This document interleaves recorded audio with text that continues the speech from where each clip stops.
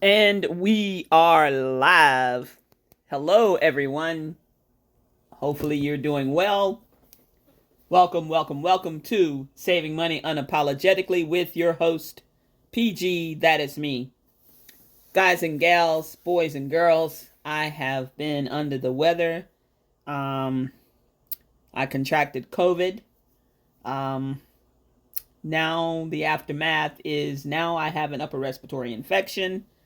And, excuse me, I'm trying to get over all of this, y'all. It's been rough. I turned 60 and god damn it, everything fell apart. But anyway, as you can see,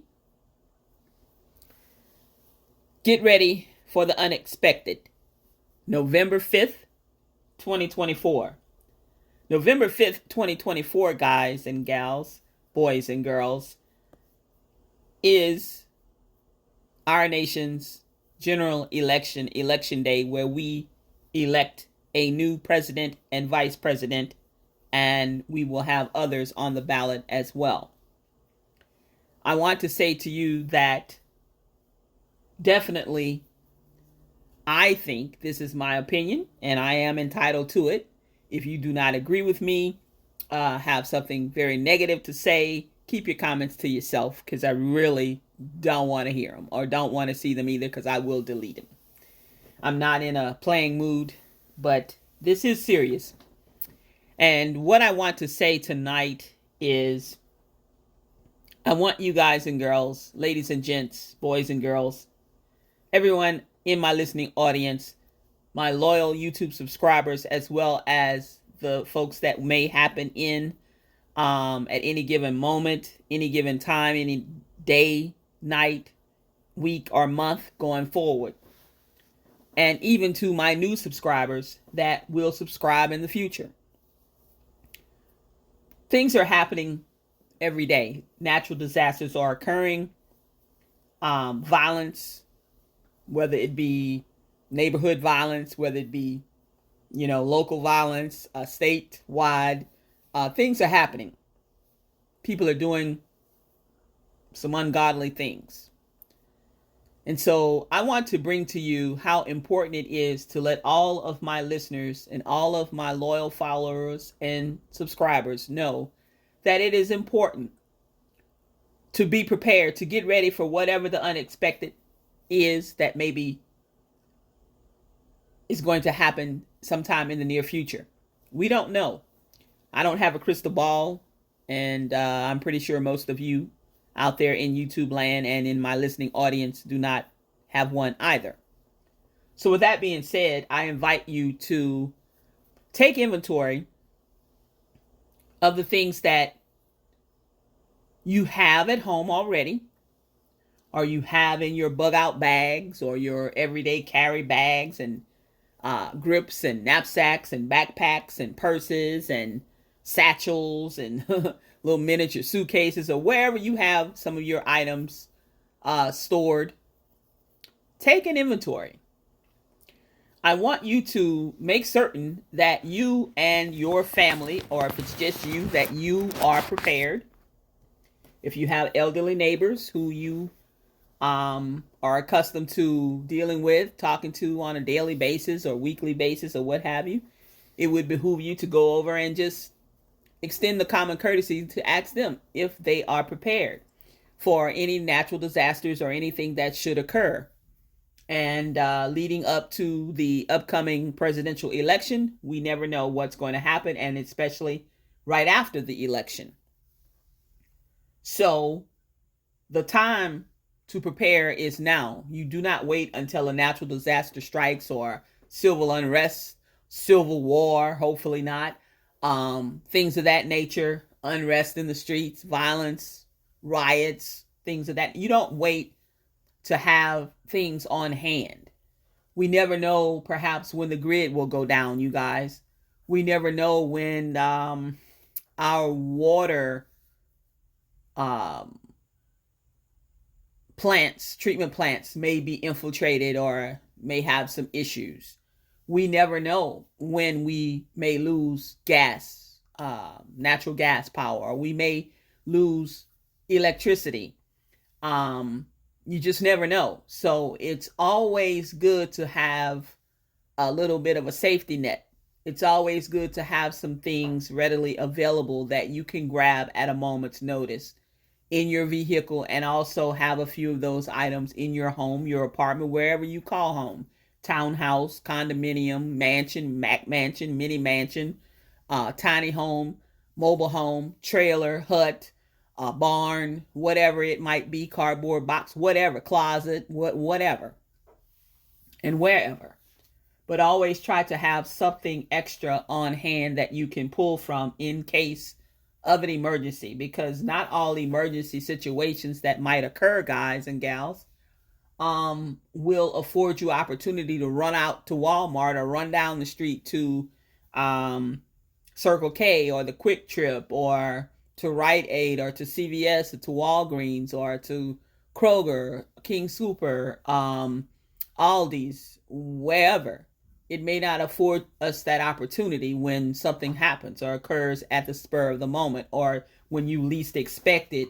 There it goes. Here it goes. All hell breaks loose. So take inventory, take stock, gather up. If you have a family, have a little family meeting. When you collect your thoughts and put some things down on paper or in your phone as some notes to go by, and try to come up with some type of plan of action. The best time to plan is now. And you want to take action, and I mean take action now. I'm not saying go out and start a riot. I'm not saying go run out in the streets butt booty buck naked or anything of that nature. I'm saying take action now. That is, open up your pantries, open up your pantries that are walk-in pantries, open up your cabinets and cupboards. Look down underneath the sink, or look down past the oven on the side where you never go, and you always stash a few sodas, or you stash some extra cereal, and see what you have available. See what has expired, get rid of it, eat it, or whatever. See what's not expired and has long expiration dates, and that fact. Make sure that you have some of the other items that your family uses, and what you need to do is tailor make these things up for your family. What PG is going to suggest this evening is not necessarily going to be something that every one of you will be able to use or will need for your nucleus, your family, the people that are around you, your friends, your roommates. Some of these things I have on hand and have had for a number of years. Some of them I have recently purchased. Some of them I got at garage sales, thrift stores, and what have you. Some of them I had to do a little work to, order a part for, or whatever. But I have them on hand if and when I need them. I don't have to worry that I don't have an alternative source to cook on. I don't have an alternative heat source, or I don't have an alternative cooling source. Yes, a portable fan, a battery operated fan, a rechargeable fan, a propane Mr. Buddy heater, things of that nature.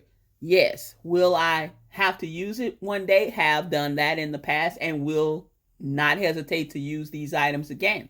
But will I want to? Perhaps not. But will the need arise? Perhaps yes, and I will use those items. Extra flashlights, band-aids, extra medication. Each month I have a number of medications and supplements that I am required to take, especially having bariatric surgery. I will be on certain supplements for the rest of my life, especially my vitamins and my calcium and some other things that I have to take. Do I have some extras on hand? Yes, I do. Do I have a few extra ones on hand in another place? Yes, I do, just in case. You never know. You may be out at a shopping center having a great little time, maybe had lunch with a family member or a friend or whatever, or your kids or your husband or your spouse or your significant other, partner, whatever, and all hell breaks loose. Then you're trying to get home to the rest of your family, or you are trying to survive, and lots of times you have to survive on what you have in your said vehicle or on person. If you're on in a metropolitan city where you frequently use mass transportation, buses, subways, and things of that nature, or Ubers or Lyfts or whatever. You may carry some things on person or in your backpack or in your satchel or your uh, purse or whatever, your sling, whatever. But make sure you have some things that you may need to survive with, or that will get you to the next day or two on person. A couple of candy bars, a couple of maybe granola bars, extra bottle of water.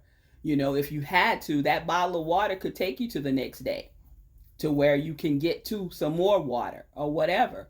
These things, at least one round of your daily medications on person at all times, in your purse, in your wallet, in your backpack, in your sling, whatever.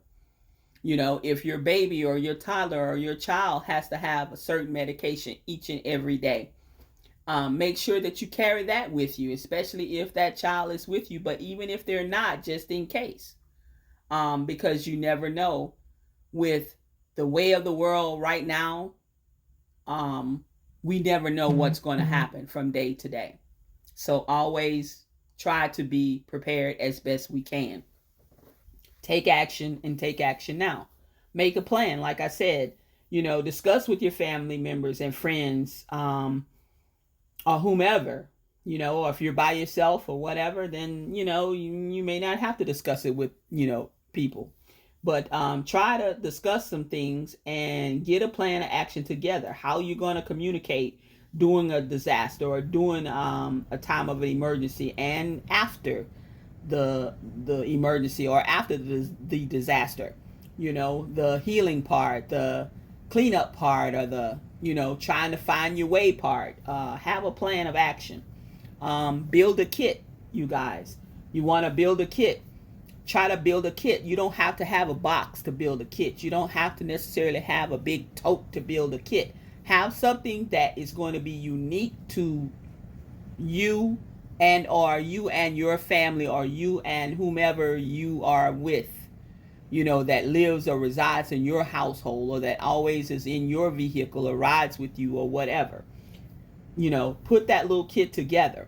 It may be, an extra pair of pants in there, extra pair of socks, underwear, sanitary items, a washcloth, half-used bar of soap in a Ziploc bag. If you used it, hell, it's yours. Nobody else has used it, use it.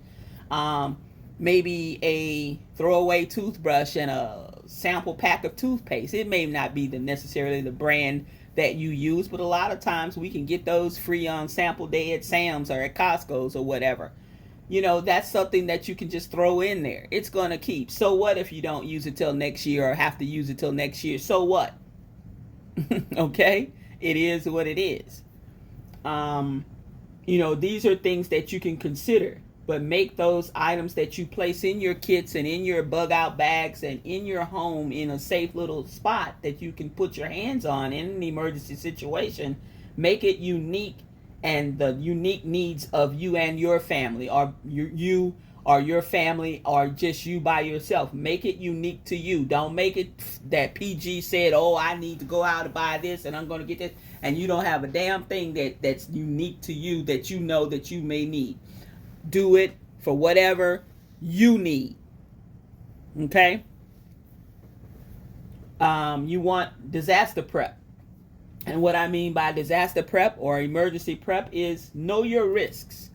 Some of us live in urban areas. Some of us live in suburban areas of the country. Some of us live in rural areas. Some of us may live in, a very, very small town, yet it is on the outskirts of perhaps a suburban area. Or how long does it necessarily take you to drive to that area? Will you be able to get to a populous area where it's more people? Sometimes the more people, the worse it can be, so you have to know your risks. Know where your nearest water supply may be. If, say for instance, you're in an apartment complex, do you have a lake near you?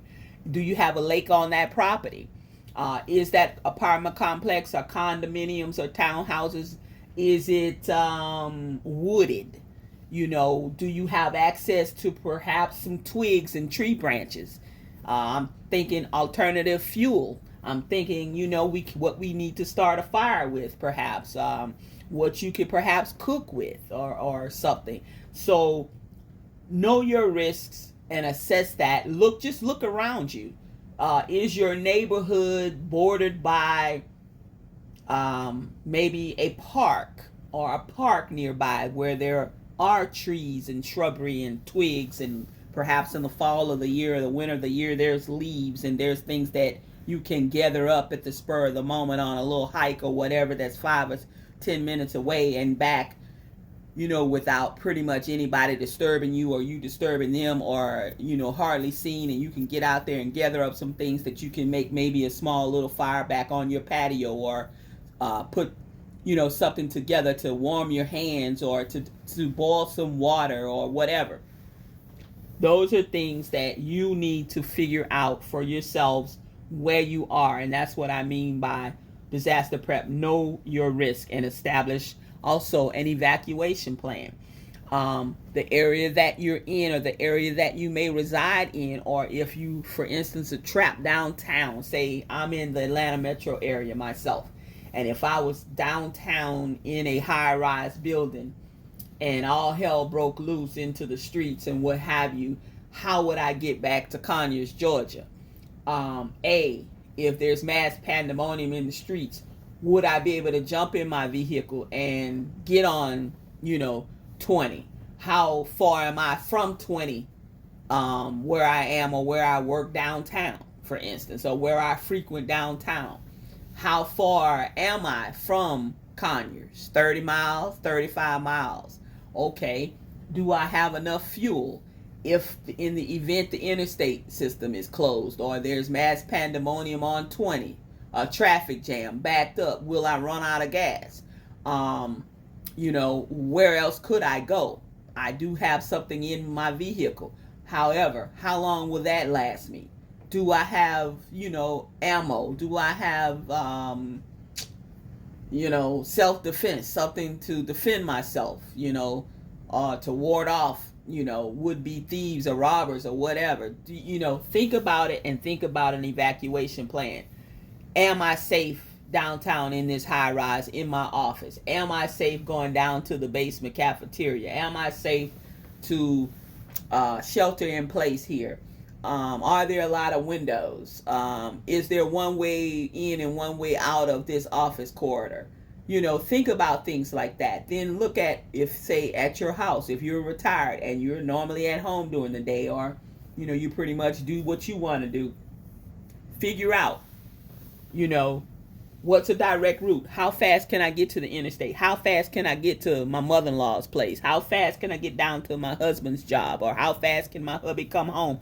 How fast can my girlfriend or my wife, how fast can we meet up quickly, and get in one vehicle, or take both vehicles just in case, because if one breaks down, we'll have the other, or whatever. Think about that. Put your plan into action. Just think about it. Don't panic, but just think about these things. Last I want to touch on also is educate. Educate yourself and your family. You want to brush up on your first aid techniques. You want to brush up on how to properly apply a tourniquet, how to administer the Heimlich maneuver if someone's choking, how to administer first aid if need be.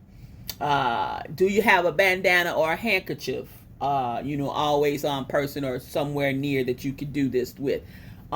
Different things. Brush up on that. How to make a fire with pretty much nothing. Learn how to do these things. Practice makes perfect. And that way, when and if you ever have to use those skills, you're able to reach back in the mind, reach back even at the time of fear. Things are not what they should be or whatever, but you step up to the plate and you're able to perhaps save your life, a family member's life, a partner's life, a co-worker, whatever, or even a complete stranger. Because certainly we would want someone to do that for us if it was us in that situation. Um, Folks, you definitely need a few things, and a few things I mean making a list. When I upload this video, once it finishes rendering and what have you, there will be a Google document link that I have put together for all of you as a sample or as an example. A lot of it you may want to purchase, some of it you may not want to purchase at all. I have even went ahead and put some live links in the document so that you will be able to easily find the items that I'm going to peruse through and talk about. But most definitely, as soon as the video finishes, that Google document will be attached to this vlog or podcast. I talk about some essential items for the home and your auto. Don't leave out. Everybody most times these days has some type of automobile, bicycle, tricycle, electric bike, e-bike, trike, whatever, motorcycle, pogo stick, whatever the fuck you got, and hey, tie something to it and drag that along if you need to. Do what you gotta do. Because if we are faced with some uncertainties come November or prior to November or after November, and it gets a little rough, we need to be able to pull from what we have, not necessarily put ourselves in danger and going out into the streets or wherever trying to find a loaf of bread or whatever. Get you an extra loaf, put it in a freezer, put it in some Ziploc bags, put it in a freezer where it won't take up much space. Whatever you think you might need, shore up the holes in your pantry now. Shore up the holes in your apartment now. Get an extra little bundle of wood. Get, even if you don't have a fireplace, get you just a little $7.99 pack of wood. You might be happy that you have that because, some of that could be used as bartering. If your next door neighbor or two neighbors down the street need a few pieces of wood and you got some wood and you are addicted to caffeine and nicotine and they got a pack of cigarettes, I tell you what, those cigarettes and that wood gonna look good to them, and those cigarettes that they could trade you gonna look real good to you. So I'm just saying, think outside of the box also, folks, while you can and wherever you can, because definitely you're gonna need, food, water, shelter, some articles of clothing, at least the bare minimum. And don't hesitate to have some of those items, some of that stuff in your vehicle, even in the trunk of your car. Put a little bundle together. It doesn't have to be anything big and fancy. It can just be a few articles of things that that in the event you're stuck out somewhere or at work and can't get home and have to be away for days because there's some unrest or something that has happened, man-made disaster or whatever, you have something that you can pull from, something that you can use. Household items, there's some basic essentials that everybody needs, period, whether you're a homeowner or renter, whatever it may be. If you have a townhouse, a condo, or apartment, or the biggest mansion on the block, you still need these basic items for a well-run household anyway. So why not make sure you have most of these items on hand if you use those items? Let's talk about some of the basic stuff, some of these items. Pretty much, perhaps the number one thing that I'm going to say today or tonight is everyone needs to have a first aid kit on hand. Everybody needs to have a small first aid kit in their home, apartment, or wherever you reside, and at least one little small kit that you've put together and put in a Ziploc bag or a little snap and go lunchbox or whatever in the glove compartment of your vehicle, in the trunk, wherever, under the seat of your car, wherever you might want to keep it, but you need to put that something in your car as well, or your vehicle. So we can say 2 kits, but you could get a big kit and divide the things up. And then you can add some things like some personal medications that you take on a daily or whatever. At least have 1 dose of those meds or 1 day's worth of those meds in that kit. Some people put 2 or 3. I myself like to carry at least 2 on person. But hey, you do you, I'm gonna do me. This is only, giving examples. PG is only giving out examples, nothing concrete. You gotta tailor, like I said, these kits and things that you wanna bulk up on now while you can and while there's still time to do these things, because winter is coming. We never know what kind of winter storms we're gonna have. Some places, I live in the south, so we don't have as much ice and snow as the northern climates do. But you never know. We have climate changes going on, and it's going to continue. So things are changing. Our atmosphere is changing. Water temperatures are changing. Frequent hurricanes and tornadoes and thunderstorms are becoming more treacherous. Every time one occurs, it's worse. It's worse. It's worse. And they're happening more frequently. So we want to make sure that we have some things readily available anytime something like that occurs, even during unrest or even during the time that people are rioting in the streets or doing some fugaboo stuff that, we have not yet had to witness, but we never know what's coming. Excuse me, y'all. This is going to be a little bit of a long one, but it is what it is. Always try to keep, some first aid supplies on hand. Bandages, gauze, first aid tape, Neosporin. It could be the generic brand. It doesn't matter. Some anti-diarrhea medications, some antacid if you, have something going on. Some tooth ache medicine to swab on, because if you bite down on something or whatever, break off a tooth, you never know. At the most unopportune time, shit happens, and God darn it, I don't have anything for this toothache. At least you could swab something on that, and try to get a little bit of relief, because ain't nothing like a toothache. I've had a couple in my lifetime, and I never want to experience any of that again. In case of a power outage, guys and gals, boys and girls, ladies and gents, you definitely want to have an alternative light source, which would mean some flashlights. I like still to use batteries to this day. I have regular batteries and I have rechargeable batteries, and then I have flashlights that are powered through rechargeable.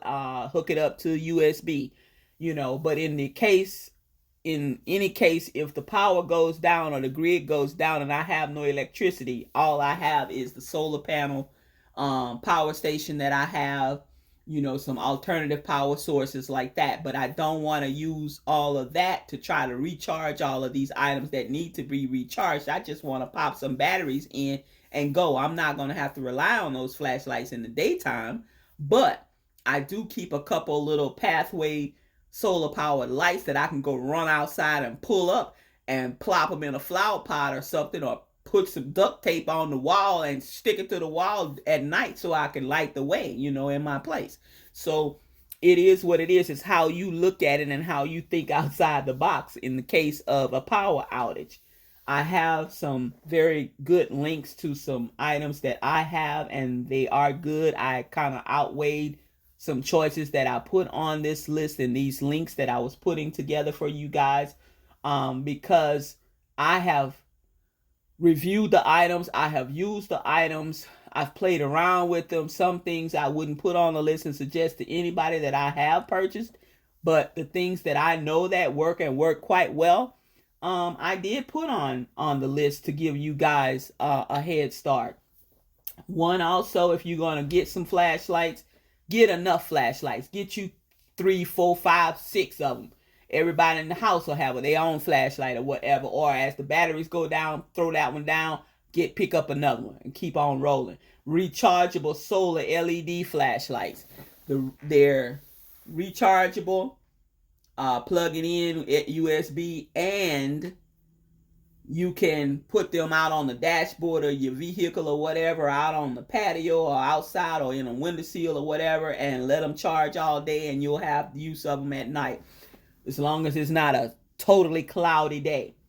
Um, at least have one of those on hand, so you have some alternatives.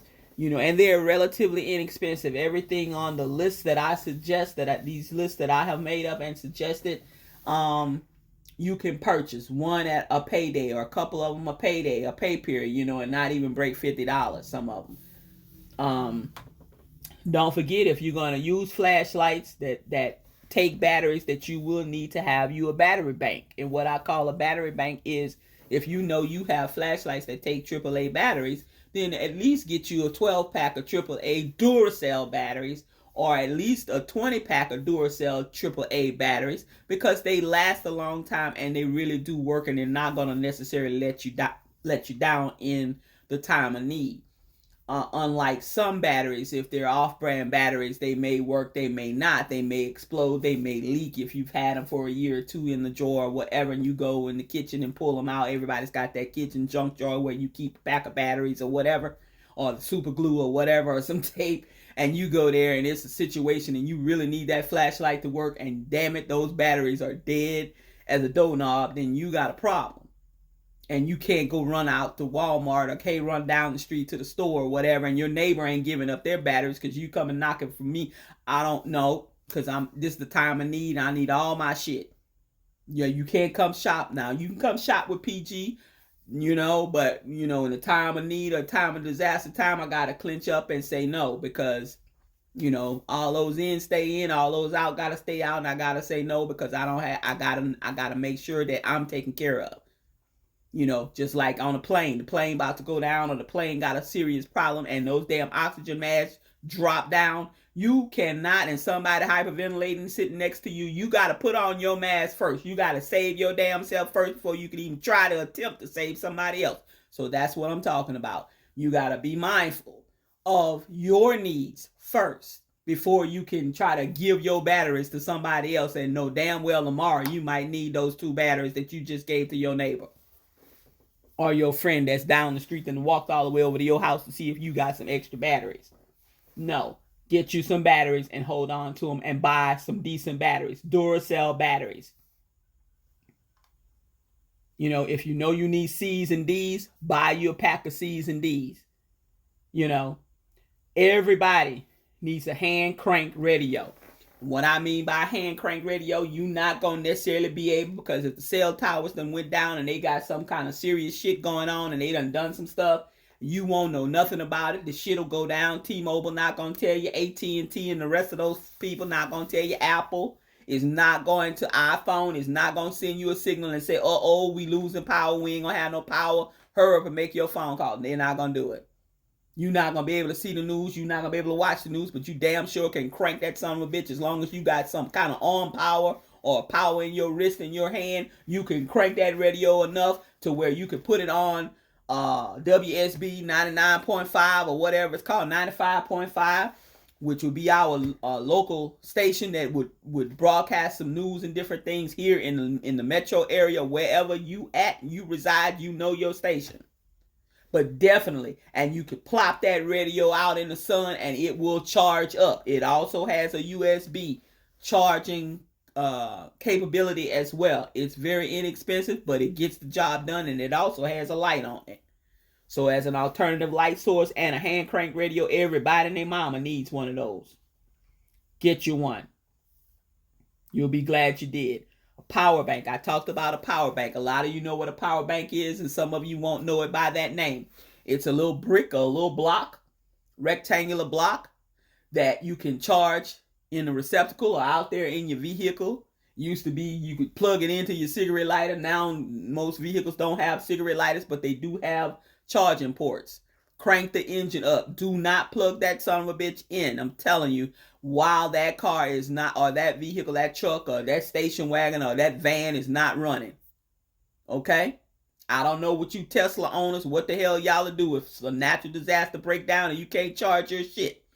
But I guess you get your bike and start running, walking, jogging, or whatever you need to do to get from point A to point B. I don't know.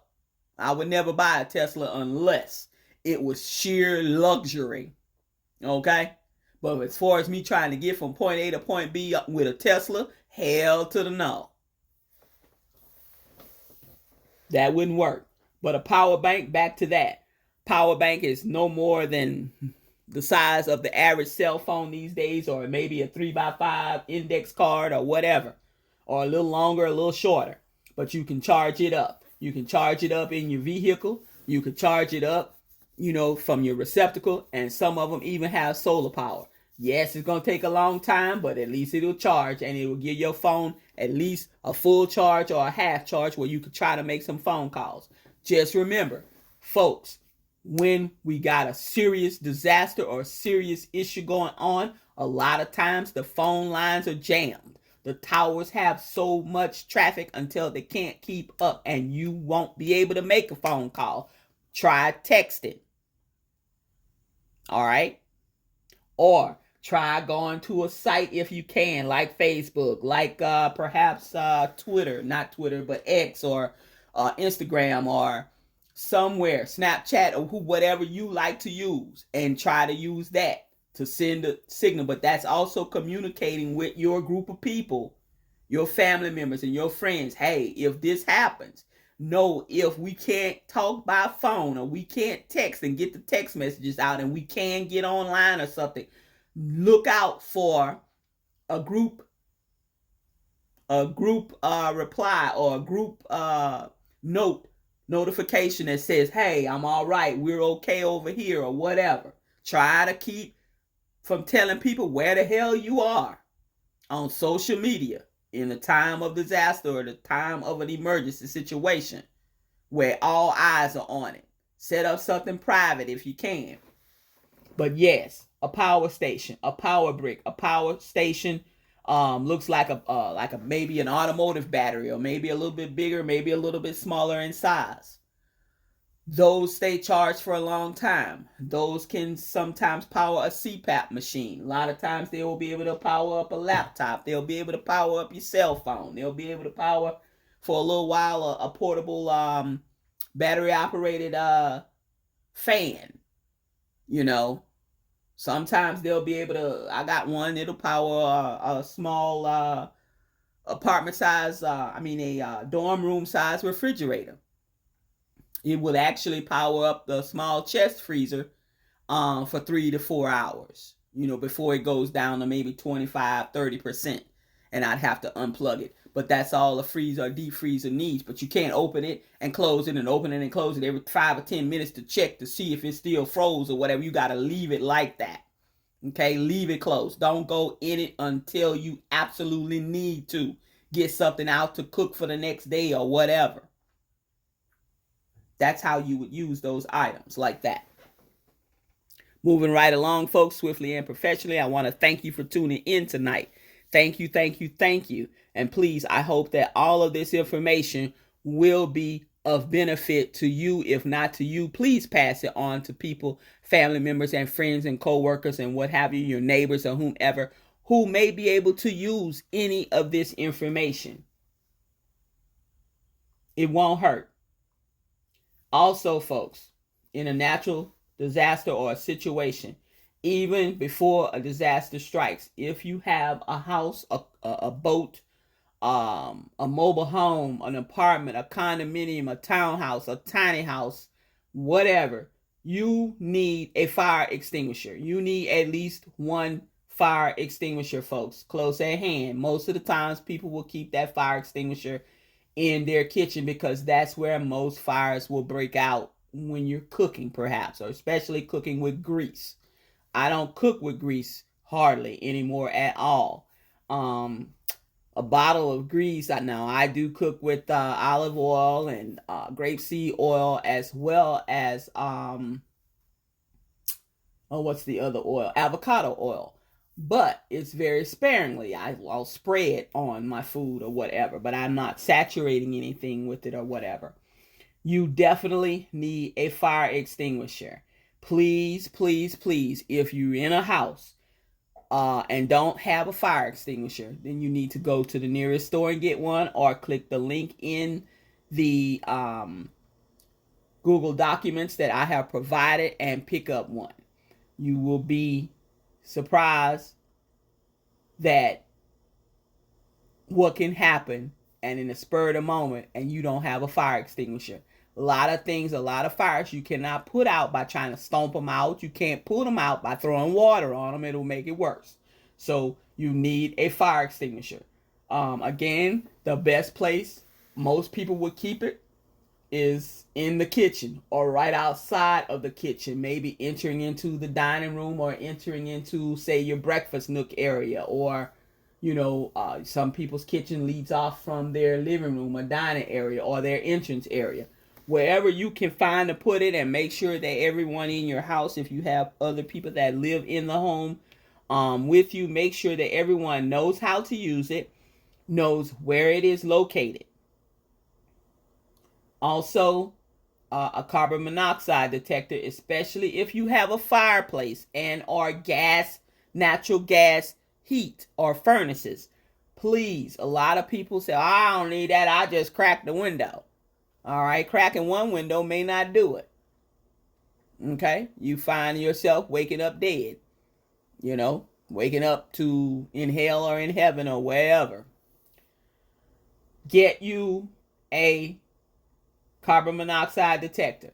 Some homes come equipped with carbon monoxide combination smoke detector. That's all fine and good. Some of them are hardwired into the electrical system, but also have a battery backup. That is great. Just make sure that when the power goes out, it might not work, especially if the battery been up there 10 years and you've never checked to see if the battery is good. Chances are it's corroded. Okay? The time to check these things is when? Now.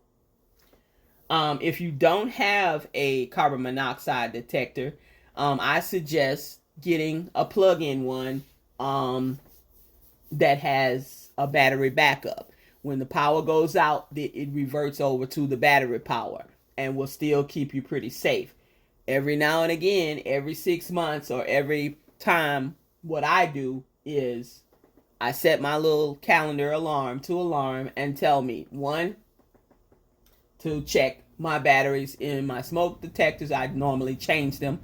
When the time goes forward, I change them. And when the time goes back, I change them. And if I don't, and if I have put brand new ones in there, I will do the test where I get up on the ladder because I'm short and I hold that button until it sounds. I also flipped it down so that I could see that battery visibly and make certain that that battery is not puffed out or leaking, or I don't see corrosion build up, so that I know that it is still good. That's another way. But definitely you want to get a plug-in carbon monoxide detector if you don't have a carbon monoxide detector at all. One is in the case of an emergency and you have to, say, for instance, use a Mr. Buddy heater. Okay? That is propane. Now, I don't advise using it in an unventilated area of a home or whatever. And I don't advise using it all night long. I would say if you're going to go to bed at a certain time, put that heater on for a few hours while you're up and let it get nice and warm. In the course of an emergency situation and you had to use one of those, put everybody in the same damn room. I don't care that your kids are antisocial. You've taught them to be antisocial because you've allowed them to be antisocial. Okay? I don't care that little Johnny and little Sally. You're trying to save y'all's lives. Okay? It is what it is. Same room, body, enough people, bodies together.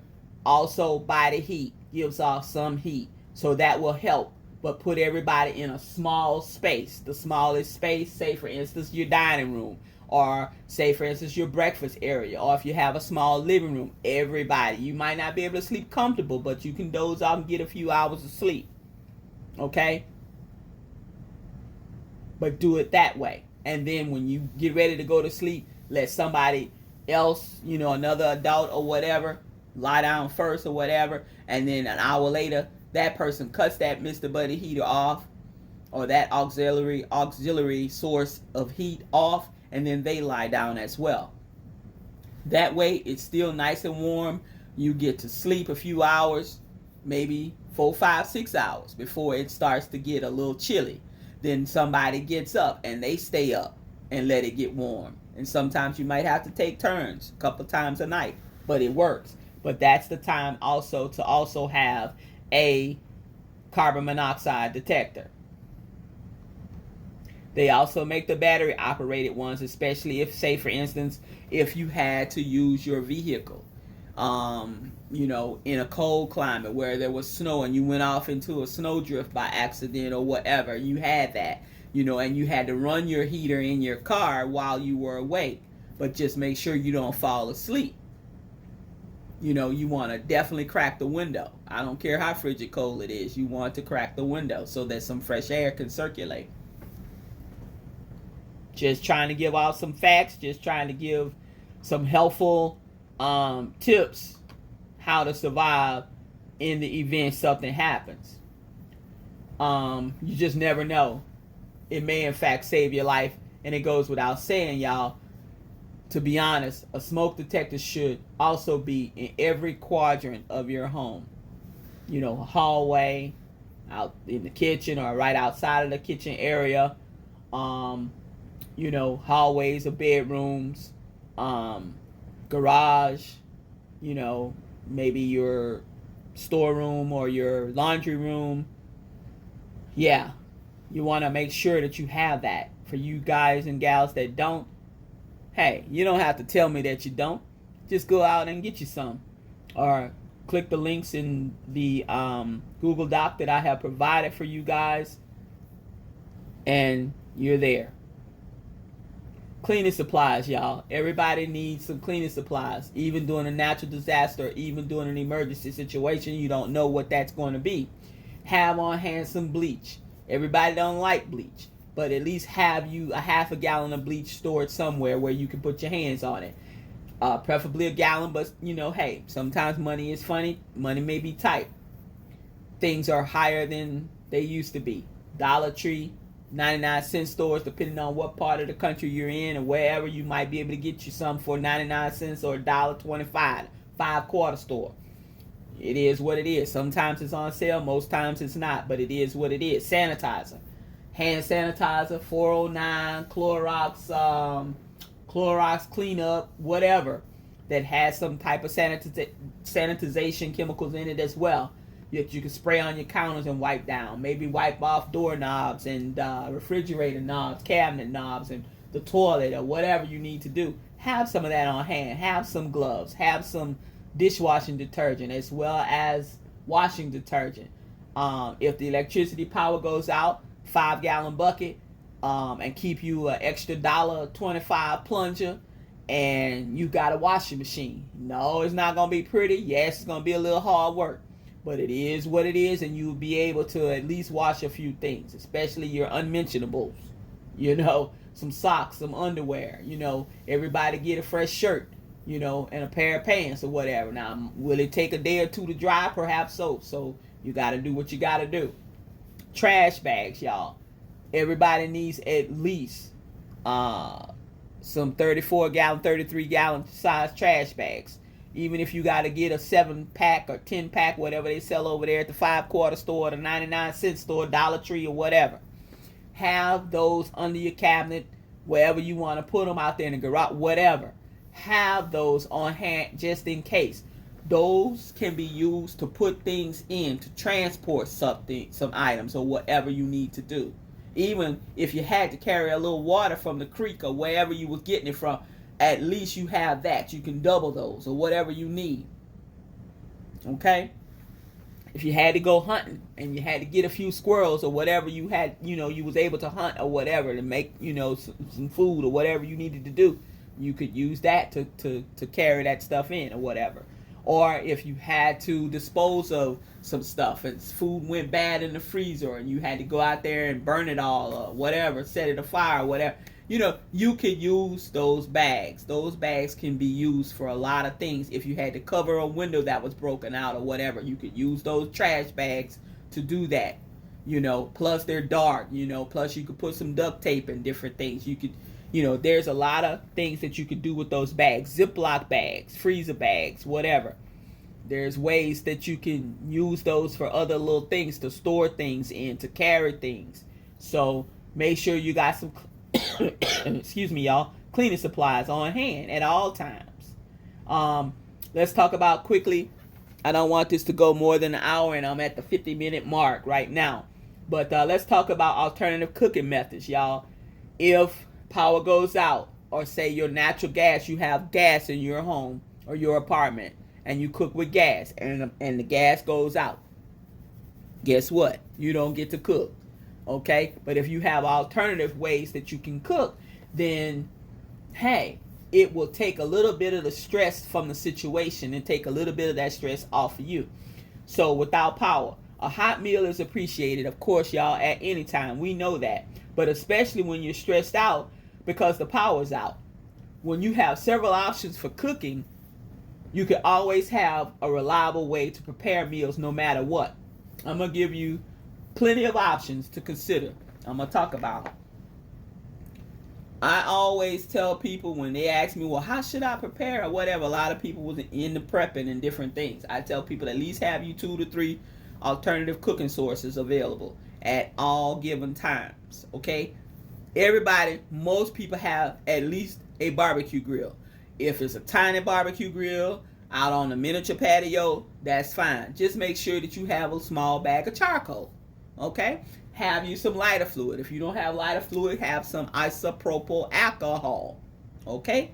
Isopropyl alcohol will work in the pinch that you don't have lighter fluid, and it will burn clean, okay? Now, that's one thing that I know most people have is a barbecue grill. If it's 0 degrees outside, chances are you're not going to want to go outside and try to barbecue, all right? But in the event that you had to, you could, okay? That's one alternative source, all right? Second alternative source is a solar oven. You can make a solar oven. I'm not going to tell you on here how to make the solar oven, but you can read up, you can Google it, you can figure it out, or you can buy a solar oven. They work real well. They cook real slow. But solar, when I say solar, it's going to definitely come from the sun. The energy is going to cook the food. Okay, it's going to be encapsulated, and eventually by fusion method, it cooks it. Does it roast it real good and make it all toasty and beautiful? Perhaps not, but it does get the job done. It may take you 6 or 8 hours to cook a chicken, all right? But by 3 or 4 o'clock in the afternoon, if you started at 8 o'clock when the sun is really beaming, and by 3 or 4, you should be ready to, have your chicken and some corn or whatever the hell you got with that chicken. Or maybe that's all you got, some chicken and some bread, but it's food, okay? And you were able to cook it. All right, a stove that needs very little fuel. It's a rocket stove or a type of stove.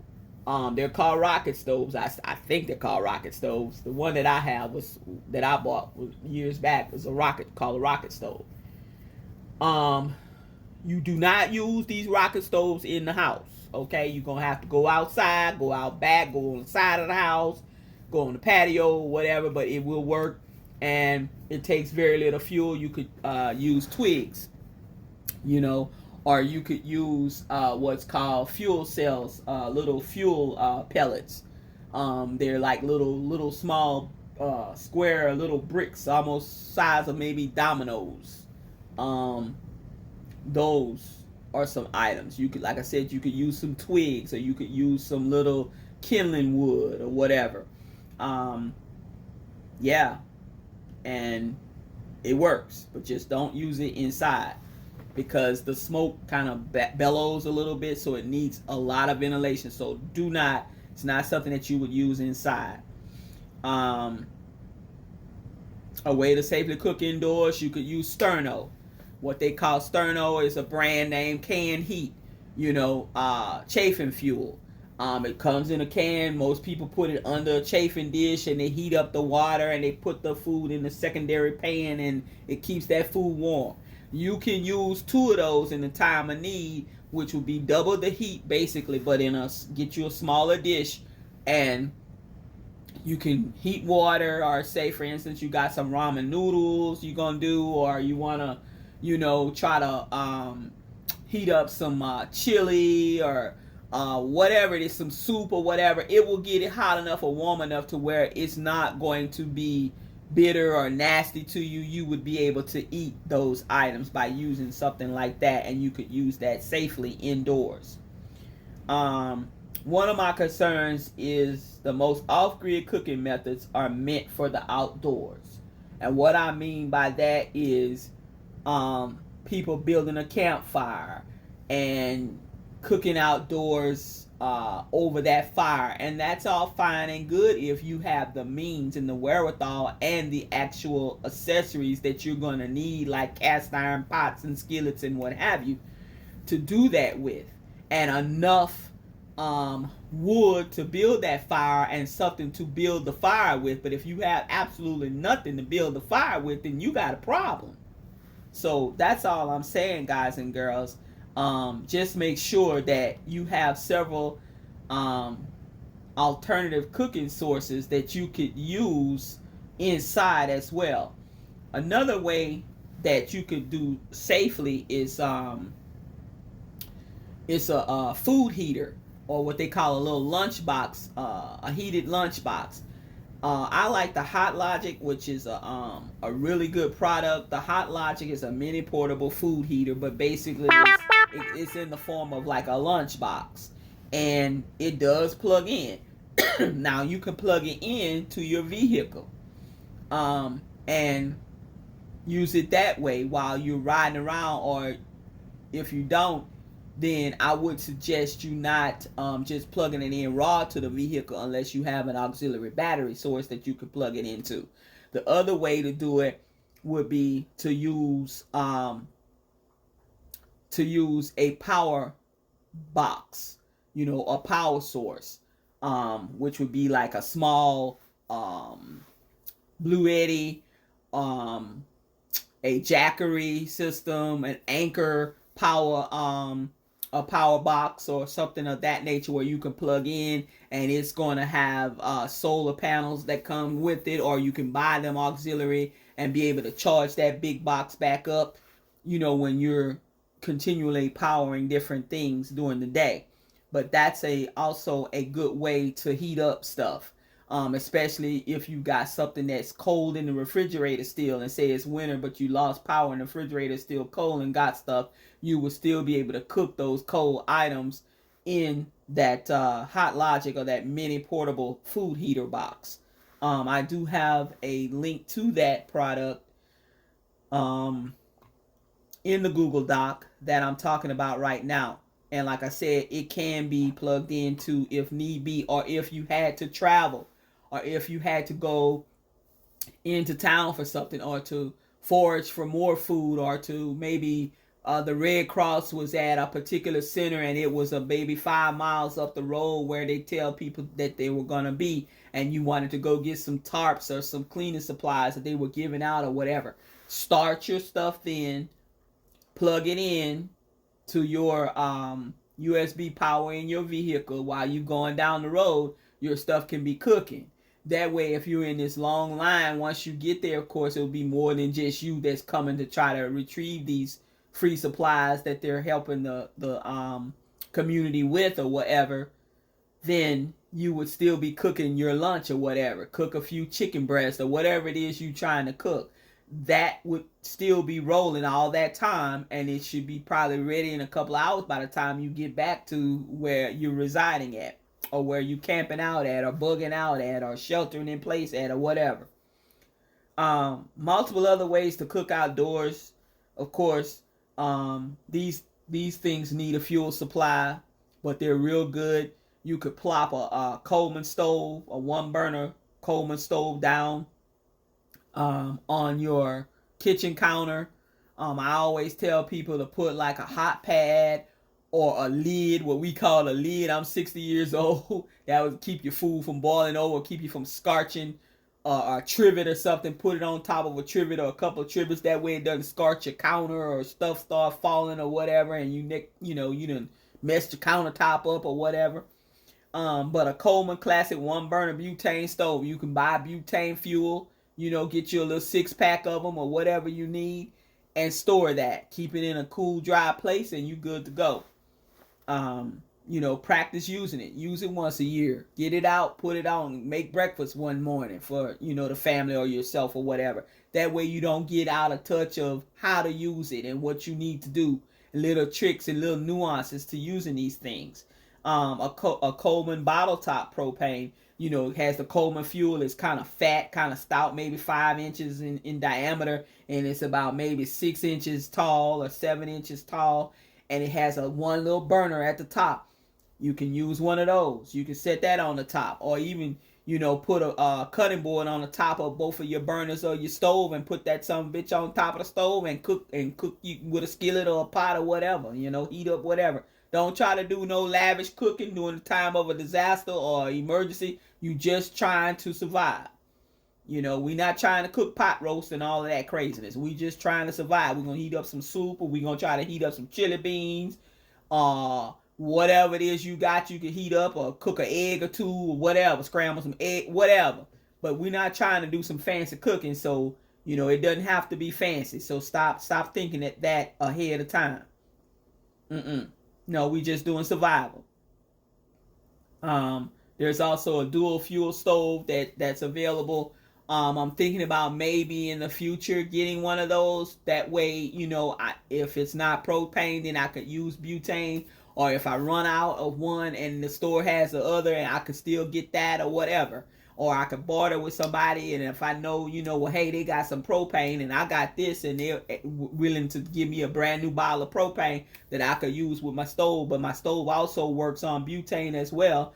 I used to have a wonderful gasoline stove, a Coleman stove, but some person, a burglar, broke into my storage unit and stole a lot of my stuff that I had over the years.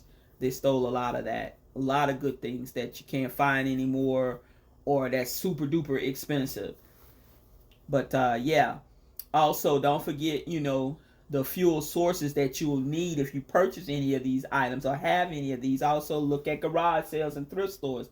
A lot of times you can find one of these, and you just need to clean it up and get the fuel source that it needs, like alcohol pellets. Make sure you got your little thing of wood, some fire starter, some matches, some sterno, propane, butane, and charcoal. And also, to start a fire or whatever, the best way is to get you some you could take some cotton balls, and you could go to the $5 store, because it's not the Dollar Tree anymore. I call it the $5 store, 99-cent store, whoever sells petroleum jelly. All right, or Vaseline, same thing.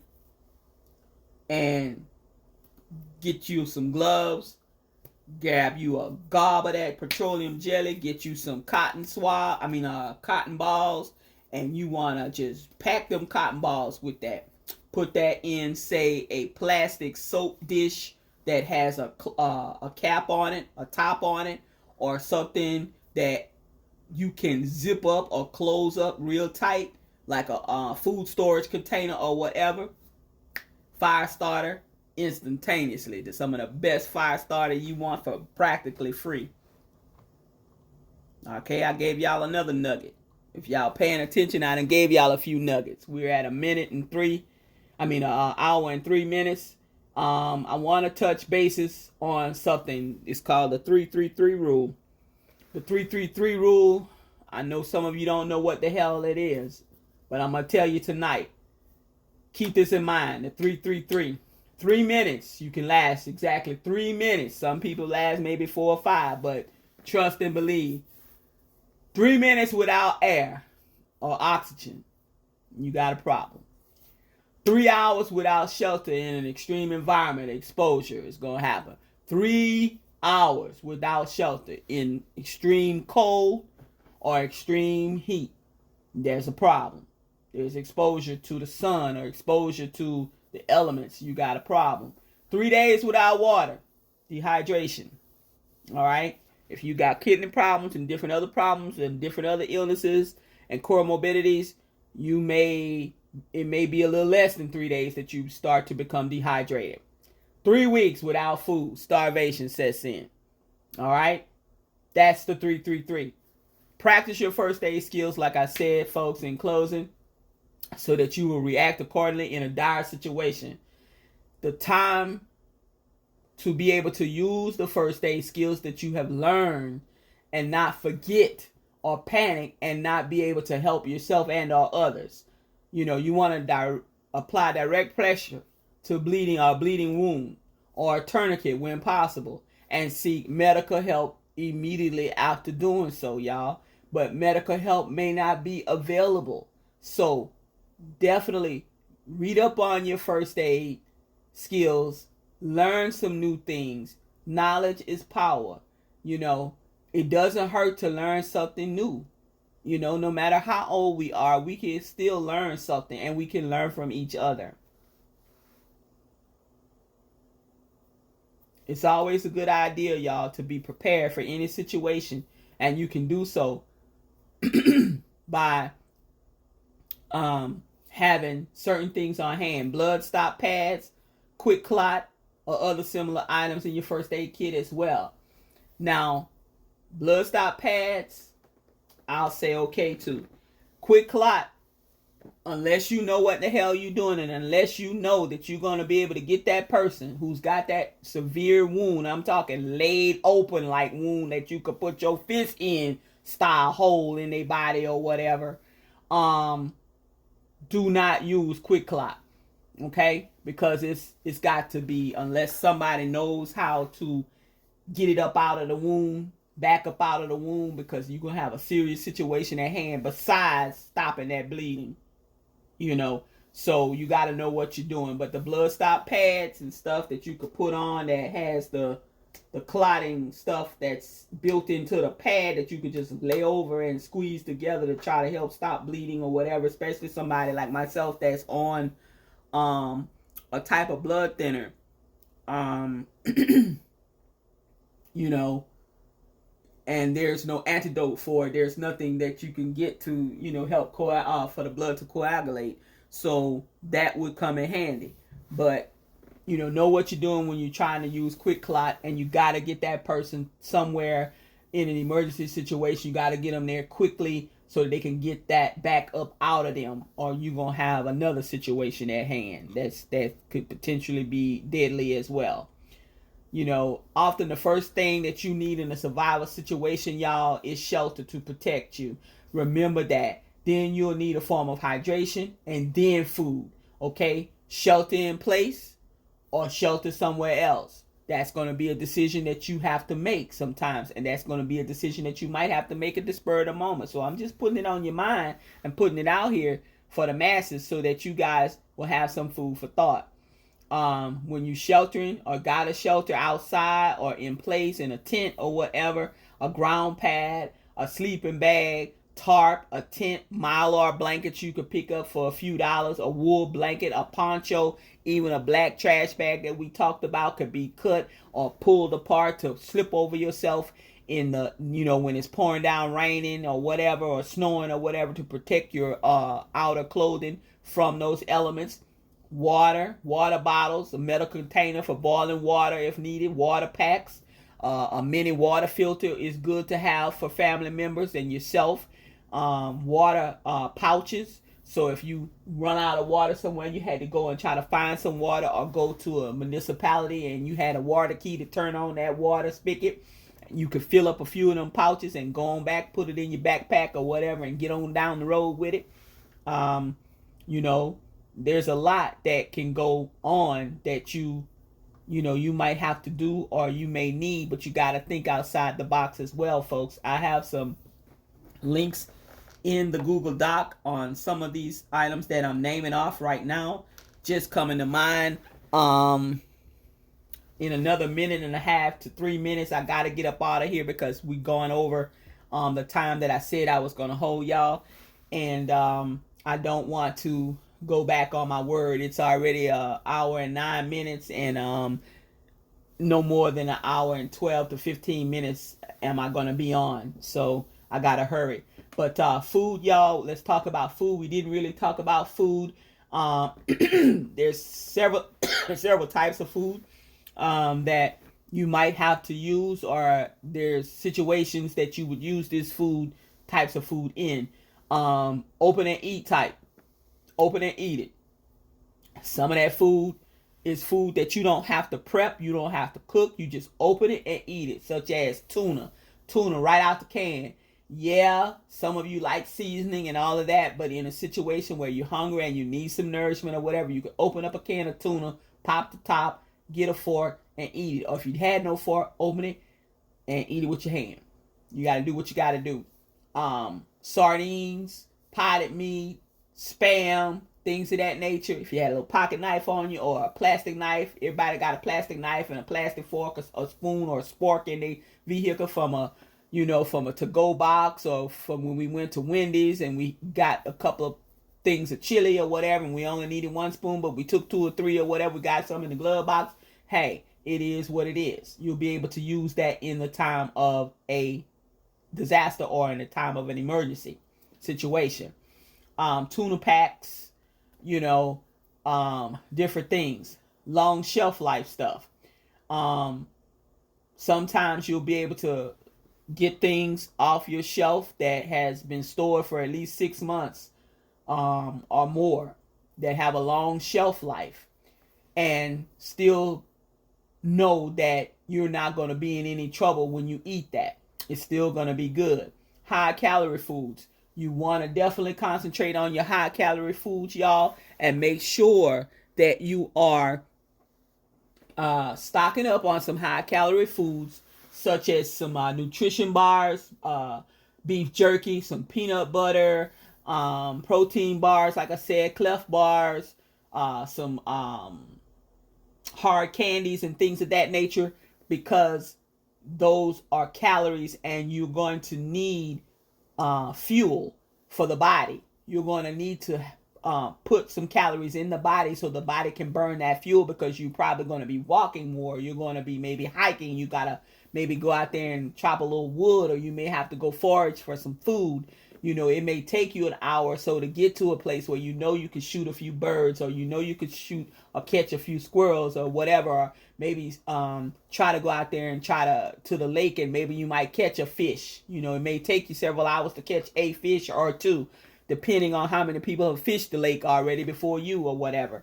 It is what it is, and you got to do what you have to do, and you definitely need those types of foods on hand. I'm not saying you have to stock a whole big pantry full of that, but you definitely need something. Everybody needs some of that on hand to pull from. Self-defense is going to be the last thing that I touch on quickly, and professionally, is doing large-scale disasters and what have you.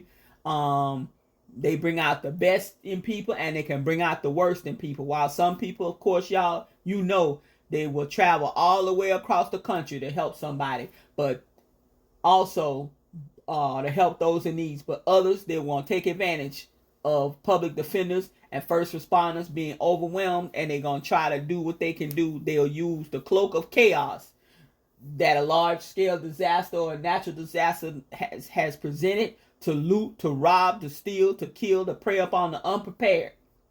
Okay? So it's an unfortunate truth, but it is what it is. And if you're serious about being prepared, then you should take self-defense into consideration. And I'm just saying, not everybody is going to want to own a gun, and I get it. It is what it is. You do you, and I'm going to do me. There's 2 categories of self-defense, period. Well, there's 3. There's self-defense in hand-to-hand, taekwondo, karate, judo, jiu-jitsu, but then there's lethal and there's non-lethal. Karate, jiu-jitsu, taekwondo can be lethal with the bare hands and the feet, but will you have opportunity to fight somebody that way? Who knows? I don't know, because these days people coming with firepower or whatever. You got to do what you got to do. I made, in the Google Doc, I made it very simple. And I listed a few options. We're going to talk about handgun, shotgun, or rifle. With at least, if you're going to go that route, you're going to need at least 2 magazines and some extra ammo. That's all I'm going to say to that. Using a handgun, what I am going to say, or a rifle, or an automatic, or whatever, safely. If you're going to use it safely, it requires some practice and some experience. That's all I'm going to say. If you go and you decide you're going to buy one of those items, I'm going to need you to go at least take a course. I'm going to need you to go to gun safety course. I'm going to need you to go take a few classes.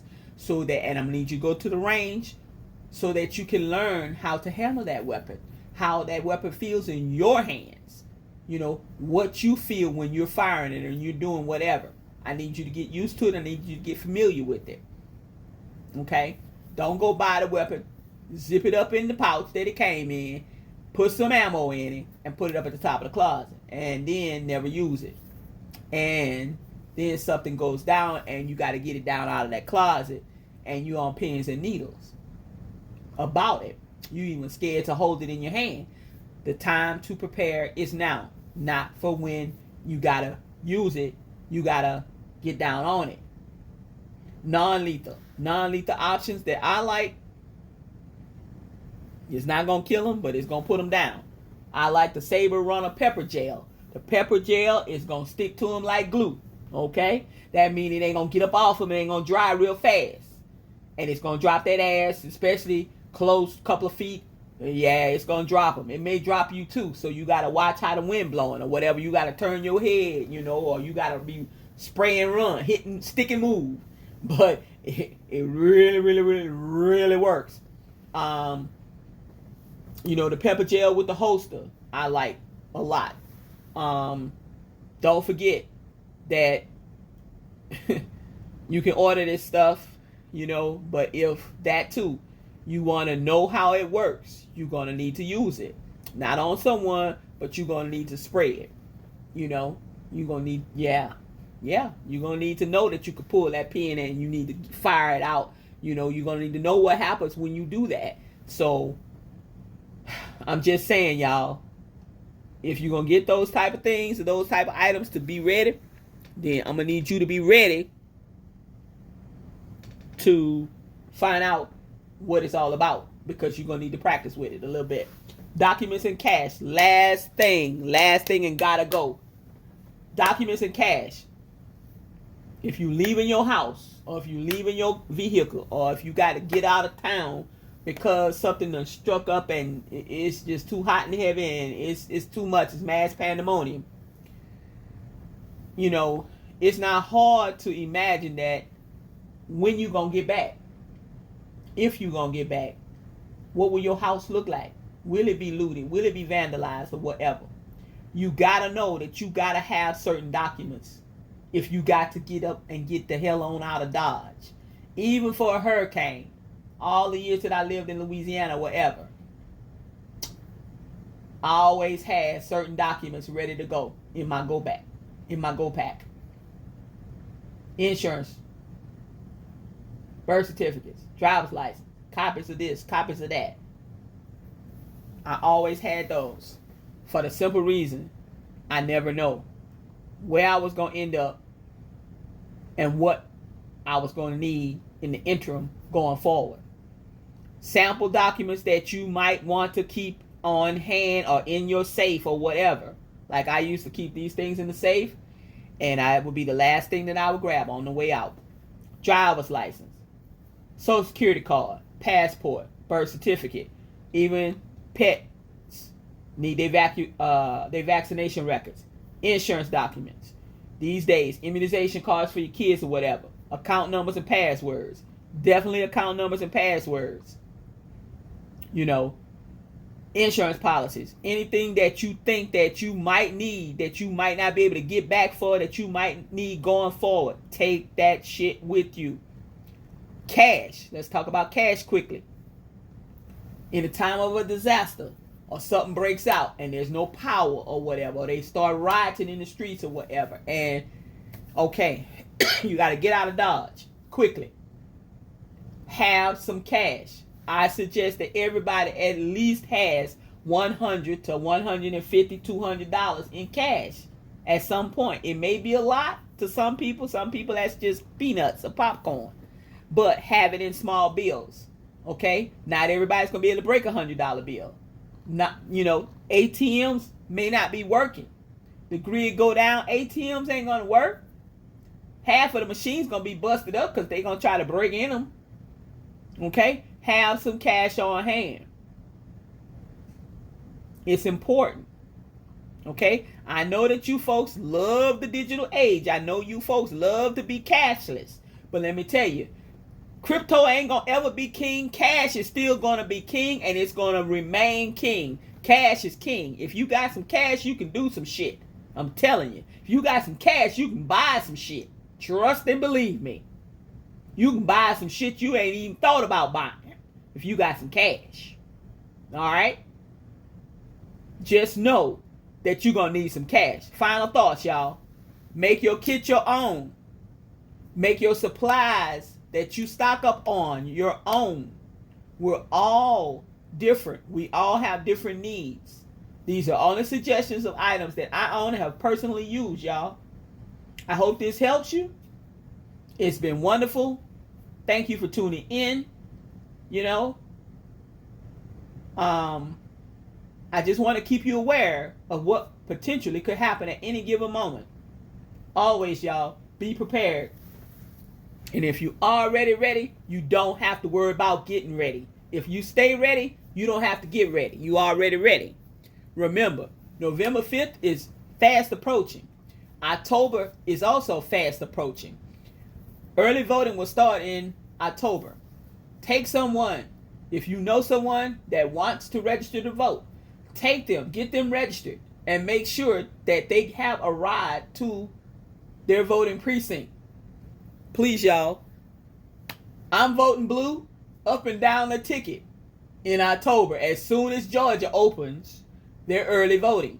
I ask each and every one of you who are registered voters and who plan on voting in the election this coming November, or when your early voting starts in your state, your town, your county, your township, wherever you reside, to check to make sure that your name is still active and current on the voting registrar's rolls. Okay? Check and check often, because they're doing some bullshit. I'm going to tell you now, they're doing some bullshit. They're purging the rolls. They're taking people's names, just disappearing. They're doing the most to try to suppress the vote. So, if you're like me, check and check and check and recheck and keep checking as soon as they open the early voting in your area. Get your ass down to the poll and vote early. Take your documentation, take everything you think you need, and take something extra. Because the lines will be long.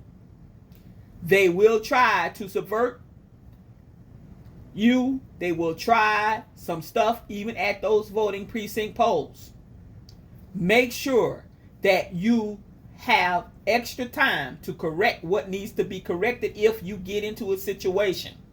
Do not wait until November 5th to cast your ballot. Okay? Thank y'all. Y'all have a great rest of your evening. I thank you all for tuning in. I hope that this helps. Watch out for the Google Doc that's going to be uploaded as soon as this finishes being rendered. Have a great night, good morning, good evening, wherever you are. Talk to y'all later. Bye now.